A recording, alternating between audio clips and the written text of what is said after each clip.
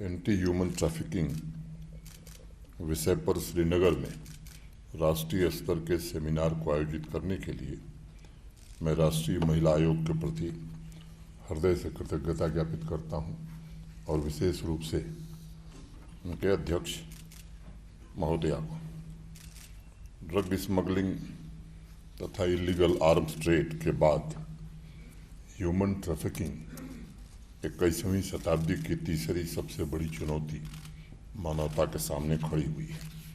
मुझे उम्मीद है कि आज की सेमिनार यहाँ जागरूकता के साथ साथ चुनौती का सामना करने के लिए आने वाले सेशंस में भविष्य का एक रोड मैप भी तैयार करेगी। लॉ इन्फोर्समेंट एजेंसीज को उससे निश्चित रूप से सहायता मिलेगी। आज के तेजी से बदलते विश्व में ह्यूमन ट्रैफिकिंग कोई छोटी मोटी नहीं बल्कि एक असाधारण चुनौती मानी जा सकती है। ऐसा घिनौना अपराध जिसमें राष्ट्रीय तथा अंतर्राष्ट्रीय अपराधी नेटवर्क क्रिमिनल नेटवर्क ये दोनों इसके हिस्से बन चुके हैं। विश्व भर में लाखों मासूम हर साल इस अपराध का दंश झेल रहे हैं। आज भी विशेष रूप से समाज के कमजोर वर्ग, बच्चे, महिलाएं, प्रवासी, शरणार्थी और विस्थापित वर्ग ह्यूमन ट्रैफिकिंग के दृष्टिकोण से विशेष रूप से असुरक्षित हैं। समाज के सभी वर्ग को इस तथ्य को जानना आवश्यक है कि ह्यूमन ट्रैफिकिंग की पूरी तरह से समाप्ति के लिए जन जन की सामूहिक ताकत और समाज को संकल्प के साथ आगे बढ़कर लड़ना ये बड़ी मदद दे सकता है।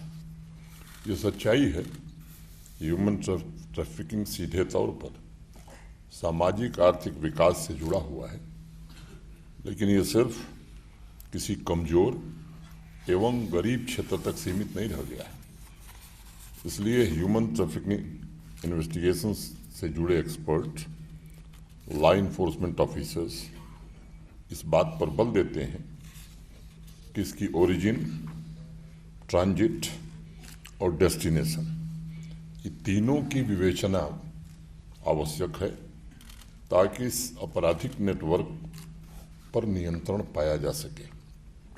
अभी जिक्र हुआ है मेरे पूर्व भी, नेशनल क्राइम रिकॉर्ड ब्यूरो की रिपोर्ट के मुताबिक 2021 में 21 लोग देश के अलग अलग हिस्सों से ट्रैफिकिंग करके जम्मू कश्मीर लाए गए थे। 18 ऐसे लोग थे जिन्हें मजदूरी के लिए ट्रैफिकिंग करके लाया गया था। 3 महिलाओं को फोर्स्ड मैरिज के लिए लाया गया था। जहां ये प्रसन्नता की बात है कि police, anti human trafficking cell तथा सिविल सोसाइटी के सहयोग से उन्हें छुड़ाने तथा पुनर्वास में सफलता मिली और ह्यूमन ट्रैफिकिंग के एक सक्रिय नेटवर्क को भी डिसमेंटल करने में सफलता मिली। वहीं कुछ चीज़ें हैं जो हमारे ध्यान में नहीं रही हैं या नहीं हो सकती हैं। आप सब जानते हैं कि क्रिमिनल नेटवर्क के बारे में जानकारी प्राप्त करने का पुलिस का या सिक्योरिटी फोर्सेस का अपना एक तरीका है, लेकिन समाज के सभी वर्गों की सामूहिक ताकत अगर इसमें शामिल होगी तो स्वाभाविक रूप से इस अभियान को गति मिलेगी। हो सकता है कई बार हम अपने आस पड़ोस में कोई संदिग्ध गतिविधि देखते हैं, लेकिन फिर भी हम सोचते हैं कि क्यों हम झंझट में पड़े। इस मानसिकता से बाहर आने की जरूरत है और हमें आना चाहिए। हो सकता है किसी मासूम को जबरन शादी के लिए बाहर से ट्रैफिकिंग करके लाया गया हो सकता है कोई बच्चा डोमेस्टिक लेबर के लिए इसी व्यवस्था के अंतर्गत लाया गया हो सकता है आपकी छोटी सी सूचना, आपका छोटा सा प्रयास बहुत से मासूमों की जिंदगी को बचा सकता है। पिछले वर्ष बडगांव में सामूहिक प्रयासों से ही 1 दर्जन से, जिसका जिक्र मेरे पहले हुआ, ज़्यादा लोगों को ट्रैफिकिंग नेटवर्क से छुड़ाया जा सका था। इसलिए इस बारे में समाज के हर एक वर्ग को जागरूक रहने की ज़रूरत है। और अगर आपको कहीं भी संदेह लगता है तो जो हमारी एंटी ह्यूमन ट्रैफिकिंग सेल है, सिविल सोसाइटी के हमारे मेंबर्स हैं, या पुलिस के किसी जिम्मेदार अधिकारी को आप कृपा करके जरूर बताएं। समाज के हर एक वर्ग को ये सोचने की आवश्यकता है कि ह्यूमन ट्रैफिकिंग हमारे समाज पर एक बड़ा बदनुमा धब्बा है। हमारे सामाजिक नैतिक मूल्यों पर इससे मैं समझता हूं कि बदनुमा धब्बा कुछ हो नहीं सकता है। नीति निर्माताओं के उन आदर्शों का अपमान भी है जिसने प्रत्येक नागरिक को स्वाभिमान के साथ, गरिमा के साथ जीवन यापन का अधिकार दिया है। साथियों, ह्यूमन ट्रैफिकिंग नेटवर्क के इंटर स्टेट तथा अपराध की बहुमुखी प्रकृति की वजह से अकेले कोई यूनिट इन चुनौतियों का सामना नहीं कर सकती है, बल्कि स्थानीय, अंतर्राष्ट्रीय सभी स्तरों पर और राष्ट्रीय स्तर पर समन्वित एवं सार्थक सहयोग की आवश्यकता होती है। प्रोग्रेसिव लॉ इन्फोर्समेंट के साथ साथ स्टेक होल्डर्स का इंटीग्रेटेड अप्रोच उन मार्केट फोर्सेस के खिलाफ केंद्रित करना पड़ेगा जहां आशंका है कि लोगों की तस्करी करके इन्हें एक्सप्लॉइट किया जा रहा है। इसलिए रेस्क्यू और रिहेबिलिटेशन के अलावा प्रिवेंशन, जैसा मेरे पूर्व के वक्ताओं ने भी कहा, पर विशेष ध्यान देने की जरूरत होगी ताकि जागरूक नागरिक समाज के ऐसे तत्वों की पहचान करके उन्हें सजा दिलाई जा सके और भविष्य में मानवता के खिलाफ होने वाले इस भयंकर अपराध को रोका जा सके। अभी मुख्य न्यायाधीश महोदय अपनी बात रख रहे थे।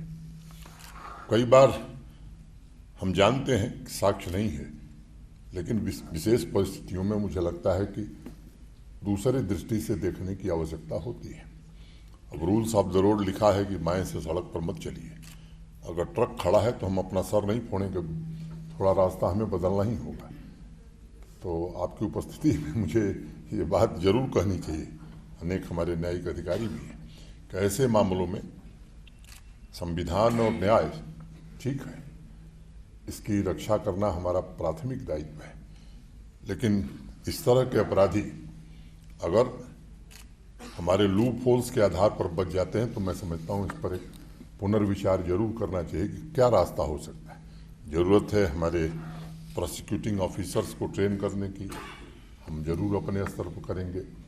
हमारे फोर्सेस में तालमेल की, वो हम जरूर करेंगे। लेकिन आप सबसे मेरा आग्रह होगा कि तकनीकी आधारों पर, छोटे मोटे आधारों पर अगर बड़े अपराधी बच जाते हैं तो वो मैं समझता हूँ कि देश के लिए, समाज के लिए एक बड़े खतरे पैदा होते हैं। जम्मू कश्मीर प्रशासन के सभी जिलों में एंटी ह्यूमन ट्रैफिकिंग सेल की स्थापना, और जैसा मेहता जी ने कहा, और उसको सक्षम बनाने के लिए हम पूरी तरह प्रतिबद्ध हैं। 11 जिले में anti human trafficking cell functional है। बाकी जो 9 जिले हैं इनमें भी शीघ्र ही हम ऑपरेशनल करा देंगे। यूनियन टेरिटरी के सभी पुलिस स्टेशन में कुल मिलाकर 202 विमेन हेल्प डेस्क की स्थापना हम कर चुके हैं। इन सभी संसाधनों द्वारा हम अपने लक्ष्य को तभी प्राप्त कर सकेंगे जब सभी ग्रुप्स की, विशेष रूप से महिलाओं, युवाओं एवं सिविल सोसाइटी की सक्रिय भागीदारी हो और इस दिशा में मजबूत साझेदारी भी हो। इसके साथ ये भी आवश्यक है कि जो भी मामले, केसेस सामने आ रहे हैं उनका समयबद्ध ढंग से, उनकी समय सीमा के भीतर विवेचना, इन्वेस्टिगेशन, और ठीक से विवेचना, रस्मी तौर पर विवेचना नहीं, उसके तह तक जाना, प्रोसिक्यूशन के लिए साक्ष्य जुटाना और पीड़ित के पुनर्वास की समुचित व्यवस्था करना। इस मामले में सोचने की जरूरत नहीं है कि इन्वेस्टिगेशन कंप्लीट हो, प्रोसिक्यूशन हो, फिर पुनर्वास की हम व्यवस्था करें। मुझे लगता है इस अप्रोच से हमें बाहर निकलना होगा। पुनर्वास हमारी प्राथमिकता के केंद्र में होना चाहिए, क्योंकि वो जिस मानसिकता या जिस यातना से वो गुजरते हैं, ये नैतिक दायित्व प्रशासन का है कि पीड़ित के शारीरिक मानसिक स्वास्थ्य और कल्याण को सर्वोच्च प्राथमिकता दी जाए। मैं नेशनल क्राइम रिकॉर्ड ब्यूरो के 21 के आंकड़े देख रहा था। 2021 में देश भर के एंटी ह्यूमन ट्रैफिकिंग सेल के द्वारा दी गई जानकारी के मुताबिक 6,533 पीड़ित थे जो ट्रैफिकिंग के शिकार हुए थे, जिसमें 4,062 महिलाएं थीं। 6,213 विक्टिम्स को रेस्क्यू किया गया था, जिसमें 3,912 महिलाएं थीं। इस अभियान में सभी स्टेक होल्डर्स की जिम्मेदारी बनती है कि वह महिलाओं और बच्चियों पर विशेष ध्यान दें। ह्यूमन ट्रैफिकिंग का अपराध न सिर्फ नारी अधिकार, नारी विकास को रोकता है, बल्कि ये उनकी गरिमा, उनके सम्मान और सदियों से पुराने नारी शक्ति के आदर्शों पर भी प्रहार है। क्रिमिनल जस्टिस सिस्टम के हर अंग को पूरी संवेदनशीलता से काम करते हुए महिलाओं के प्रति हो रहे अपराध के खिलाफ जीरो टॉलरेंस की नीति अपनाना, मैं समझता हूं कि यह बहुत आवश्यक है। मेरा निवेदन होगा कि सभी जिलों के एंटी ह्यूमन ट्रैफिकिंग सेल इस अभियान से युवाओं को जोड़ने का अभियान शुरू करें। सभी जिलों तथा शहरी वार्ड में हमने यूथ क्लब बनाए हुए हैं और वो यूथ क्लब अच्छे ढंग से पूरे जम्मू कश्मीर में काम कर रहे हैं।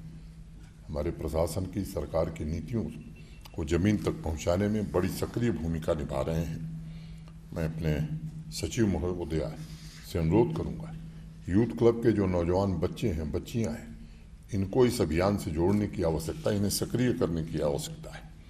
ये सच है कि जम्मू कश्मीर में इस अपराध की संख्या देश के अन्य हिस्सों के मुकाबले कम है, लेकिन ऐसा भी नहीं है कि हम निश्चिंत हो सकते हैं। और मुझे लगता है, जैसा मेरे पूर्व के वक्ताओं ने कहा, कि गत वर्ष की जो वृद्धि है वो हमारे लिए खतरे की घंटी है। तो जो भी जम्मू कश्मीर के जिम्मेदार हमारे सहयोगी यहाँ हैं, उनसे मेरा आग्रह होगा कि हमें सजगता के साथ एक स्ट्रेटजी के तहत मिल करके काम करने की आवश्यकता है। प्रिवेंशन स्ट्रेटजी की पहली प्राथमिकता आउटरीच और अवेयरनेस के प्रयासों को बढ़ाना, और अवेयरनेस कैंपेन वो सबसे बड़ा माध्यम हो सकता है जिसके जरिए युवाओं को उनकी जिम्मेदारियों का एहसास तथा उनकी क्षमता को पूरी तरह से सामाजिक कार्यों में लगाकर इस अभियान में हम आत्मविश्वास पैदा कर सकते हैं और इसे सशक्त भी बना सकते हैं। आज इस सच्चाई से कतई इनकार नहीं किया जा सकता कि अपराध के तंत्र को डिसमेंटल करने में टेक्नोलॉजी की भी अहम भूमिका हो गई है। अगर हम हमारी लॉ इन्फोर्समेंट एजेंसीज टेक्नोलॉजी का उपयोग सही ढंग से करें तो बड़े से बड़े ऑर्गेनाइज क्राइम से भी निपटा जा सकता है। मैं जानता हूं हमारे सुरक्षा बलों के जवान जिस तरह की परिस्थितियों में और जिस तरह के दबाव में काम करते हैं, बाकी के अन्य राज्यों में ये परिस्थिति नहीं है। मैं उनकी तकलीफ भी समझता हूं, बावजूद उसके मुझे गर्व है कि जिस बहादुरी से, जिस हिम्मत से, जिस निष्ठा से सुरक्षा बलों के जवान यहाँ काम कर रहे हैं, उसके सुखद परिणाम अब आम जनता को मिलने लगे हैं। ये बात मैं हर बार कहता हूँ और आज भी कहना चाहता हूँ कि जब तक शांति नहीं होगी, विकास नहीं हो सकता है किसी इलाके में। और आज यहाँ शांति स्थापित हुई है तो उसमें सुरक्षा बलों का बड़ा योगदान है, और इसीलिए विकास जो गति पकड़ रहा है उसमें सुरक्षा बलों की एक अहम भूमिका है। और मुझे विश्वास है कि लोगों को जागरूक करने आज के कार्यक्रम से हम सब प्रेरणा लेकर के एक जागरूकता अभियान बड़े पैमाने पर पूरे संघ राज्य क्षेत्र में अभियान हम सब शुरू करेंगे, तकनीक के मैकेनिज़्म का इस्तेमाल करके हम पूरी इस व्यवस्था को सजग और प्रभावी बनाने की ज़रूरत है। मैं उम्मीद करता हूँ कि आज का ये सेमिनार तथा विभिन्न विषयों पर आयोजित किया जाने वाला टेक्निकल सेशन भिन्न भिन्न पहलुओं को ध्यान में रखते हुए एक प्रायोरिटी एक्शन प्लान भी तैयार करेगा। सभी स्टेक होल्डर्स इंटीग्रेटेड दृष्टिकोण से भविष्य में इस पर डेडिकेटेड तरीके से काम कर सकेंगे। आज इस मंच से एक बात मुझे कहनी है, वो ख़ास तौर से अपनी बहनों महिलाओं के लिए ही कहनी है। पिछले वर्ष नवंबर में हमने जम्मू कश्मीर प्रशासन ने एक विस्तृत एचआर पॉलिसी तैयार की थी। आंगनबाड़ी वर्कर्स एवं आंगनबाड़ी हेल्पर्स यानी संगिनी और सहायिका के पद हमारे यहाँ काफ़ी रिक्त हैं। त्वरित और पारदर्शी तरीके से 4000 पदों की नियुक्ति आने वाले चंद दिनों में हम करना चाहते हैं। 1 महीने के अंदर मेरी अपेक्षा होगी सचिव श्री दलंदा से कि पारदर्शी ढंग से 1 महीने के अंदर ये 4000 नियुक्तियाँ हो जाएं। सभी डिस्ट्रिक्ट कमिश्नर्स को ये निर्देश मुख्य सचिव के द्वारा दिए जा चुके हैं। इस रिक्रूटमेंट प्रोसेस को महीने भर में कंप्लीट किया जाए। अंत में इस महत्वपूर्ण सेमिनार द्वारा आप सभी के प्रयासों को मैं अनंत शुभकामनाएं देता हूं। नेशनल विमेन कमीशन, उसके अध्यक्ष महोदया, सभी सदस्य, मेंबर सेक्रेटरी, सभी अधिकारी और जम्मू कश्मीर के बाहर से तथा हमारे जम्मू कश्मीर से आए हुए सभी देवियों सज्जनों का मैं एक बार फिर से आभार व्यक्त करते हुए अपनी बात मैं पूरी करता हूं। धन्यवाद। जय भारत।